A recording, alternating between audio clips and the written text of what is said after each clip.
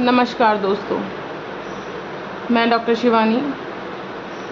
मैं खुद एक डॉक्टर हूँ और बीते दिनों हमारी एक डॉक्टर महिला के साथ जो घटना घटित हुई है वो काफ़ी दुखद और अपमानजनित थी। और इसका दुख कितना है उसका कोई तोल नहीं है, कोई माप नहीं है। और ऐसे केस पता नहीं डेली कितने होते हैं और कितने दबा दिए जाते हैं, ये आप सभी को पता है, बहुत अच्छे से पता है। लेकिन अब ऐसा ना हो, इसकी जिम्मेवारी अब हम सबको लेनी पड़ेगी। अब हम अपने देश की नारी को किसी पुलिस प्रशासन या किसी राजनीतिक लोगों पे नहीं सौंप सकते हैं, क्योंकि अब हमें ये समझना होगा कि हमारी सुरक्षा अब हमें खुद करनी होगी, खुद उतरना होगा। क्योंकि जब हमारे साथ कोई घटना होती है ना, उसकी जिम्मेवारी कोई लेना नहीं चाहता, उसका न्याय के लिए कोई खड़ा नहीं होना चाहता। ऐसी पता नहीं कितनी घटनाएं डेली होती हैं और डेली ख़त्म हो जाती हैं, और उन केसों को एक दिन की हेडलाइन पे दिखाया जाता है, उसके बाद वो गायब। और आज भी इस केस को राजनीति बनाने की कोशिश कर रहे हैं। ये देखिए, हमारे देश का ऐसा प्रशासन है कि आज भी उसको आप राजनीति उसमें ढूंढने की कोशिश कर रहे हैं। कोई कह रहा है उस पार्टी ने कराया, कोई कह रहा है उस पार्टी ने कराया। कोई इस माँ बाप का दुख दर्द नहीं समझ रहा है, कोई इस बच्ची की न्याय के लिए ये नहीं समझ रहा है कि उस बच्चे को न्याय मिलना चाहिए। उसकी क्या गलती थी? उस बच्ची की गलती क्या थी कि उसने नीट जैसा एग्ज़ाम को क्वालिफाई करा, जो इंडिया का एक टफेस्ट एग्ज़ाम है? क्या उसकी गलती ये थी कि उसने 5 साल पहले अपनी MBBS की पढ़ाई की, फिर उसने नीट PG क्लियर करा, फिर वो अपना PG कर रही थी। 36 घंटे की ड्यूटी, 24 घंटे की ड्यूटी एक डॉक्टर को करनी होती है। क्या उसके बाद वो 2 घंटे रेस्ट के लिए चली गई तो वो उसकी गलती थी कि वो रेस्ट करने वहाँ क्यों गई? तो शर्म आती है मुझे ऐसे लोगों पे जो आज भी उस लड़की को गलत ठहराने की कोशिश कर रहे हैं। उस माँ बाप पे सोचिए क्या बीती होगी जिसकी बच्ची के घिनौने अपराध को सुसाइड का नाम दे रहे हैं। सुसाइड का नाम दिया पुलिस वालों ने, कॉलेज वालों ने, ये सुसाइड है। आपको शर्म नहीं आती है ये सब बोलते हुए, ये सब करते हुए? क्या उस प्रिंसिपल ने एक बार ये नहीं सोचा कि ये बच्ची की जगह मेरी बच्ची होती तो क्या होता? अभी कुछ दिन पहले इंडिपेंडेंस डे था, किस तरह की आज़ादी को हम सेलिब्रेट करें? मानने को 78th इंडिपेंडेंस डे था, 78 ईयर हमारे देश को आज़ाद हुए, कंप्लीट हो गए। आज की नारी आज भी आज़ाद नहीं है।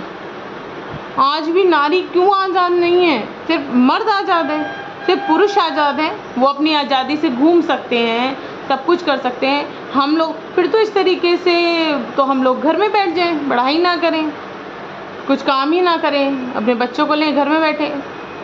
आप लोग सोचिए, हम अपने बच्चों को, कोई अपने बच्चों को क्रच में छोड़ता है, कोई अपने बच्चों को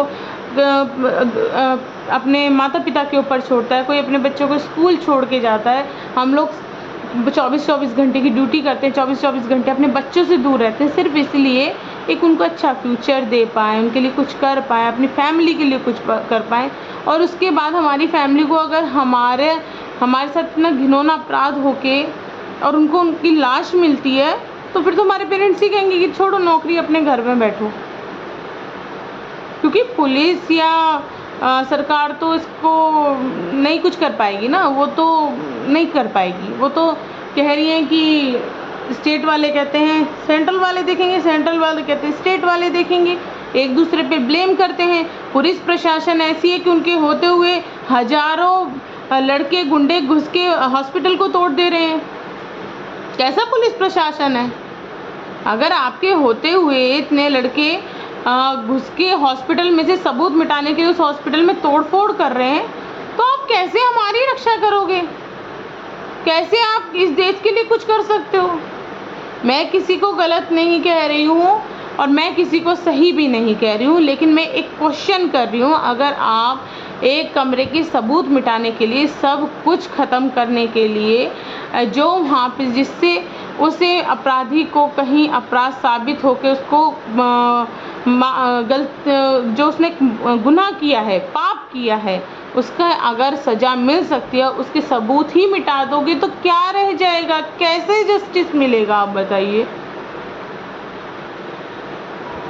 तो उसकी जिम्मेवारी अब हमें खुद ही लेनी होगी।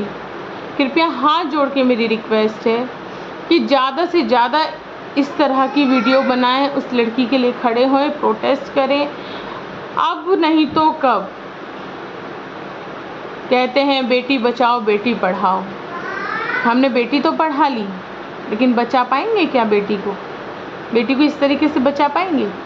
बेटी को बचाने की जिम्मेवारी कौन लेगा बताइए? अगर इस तरह के गुनाह होते ही रहेंगे तो कन्या भ्रूण हत्या जिसके लिए आप लोग सख्त होके आगे आते हैं कि कन्या भ्रूण हत्या एक अपराध है, तो अपराध रह जाएगा। हर कोई डरेगा एक लड़की को पैदा करने से। मेरे घर में भी बच्ची हैं, अगर आज ये हाल है तो मैं उनका फ्यूचर सोच के ये डरती हूँ कि आगे जाके क्या होगा, ये आज क्या होगा। इस देश में ना 2 साल की बच्ची, ना जन्मजात बच्ची, ना 5 साल की, ना 10 साल की, ना जवान बच्ची, ना बूढ़ी बच्ची, ना 50 साल, कोई भी सुरक्षित नहीं है। कोई भी सुरक्षित क्यों नहीं है? क्या लड़की होके हम पैदा हो गए तो ये गुनाह है हमारे लिए? हमने गुनाह कर दिया तो आप बता देते। हमारे माँ बाप तो तभी हमें मार देते थे ना, उन पे तो ऑप्शन। वो हमें इतनी अब मेहनत से हमें पता है, हमारे फादर इतनी मेहनत करके हमें पालते हैं, पोसते हैं। हमारी माँ हमें घर का काम भी करती है, हमें पालती है। हम भी अपने बच्चों को पाल रहे हैं, लेकिन इसलिए थोड़ी कि हमें उनकी लाश मिले। और जिस तरीके से उस बच्ची की लाश मिली है, सोच के रोंगटे खड़े हो जाते हैं, लिटरली रोंगटे खड़े हो जाते हैं। और आप उसे सुसाइड का नाम दे रहे हो। ये आज़ाद देश है हमारा, इस तरह की आज़ादी को हम सेलिब्रेट करें।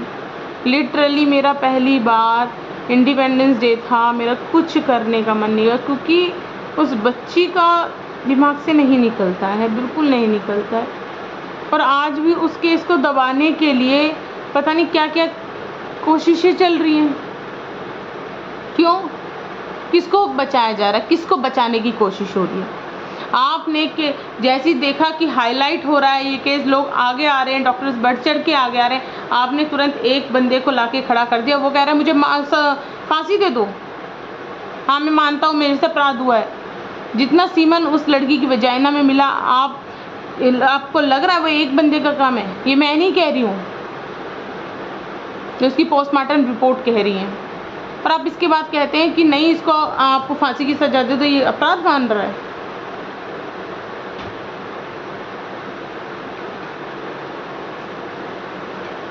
अगर यही सब चलता रहेगा तो इस देश की नारी, इस देश की एक एक लड़की तो कभी भी सेफ नहीं है, कहीं भी सेफ नहीं है। अगर हम जहाँ जॉब कर रहे हैं वहाँ हम सेफ नहीं हैं, हम जहाँ पढ़ाई कर रहे हैं वहाँ हम सेफ नहीं हैं, तो फिर तो हम रोड पे चलने में भी सेफ नहीं हैं। फिर तो हमें एक सूट सलवार पहन के घर में बैठ जाना चाहिए। क्यों हम नौकरी करें? प्लीज़ मेरी हाथ जोड़ के आप सभी से रिक्वेस्ट है, ज़्यादा से ज़्यादा उस लड़की के लिए खड़े होइए, उस लड़की के लिए वीडियो बनाइए, ताकि लोगों में जागरूकता ज़्यादा से ज़्यादा जागे और ये दोबारा ना हो फिर से एक और बच्ची नहीं। धन्यवाद।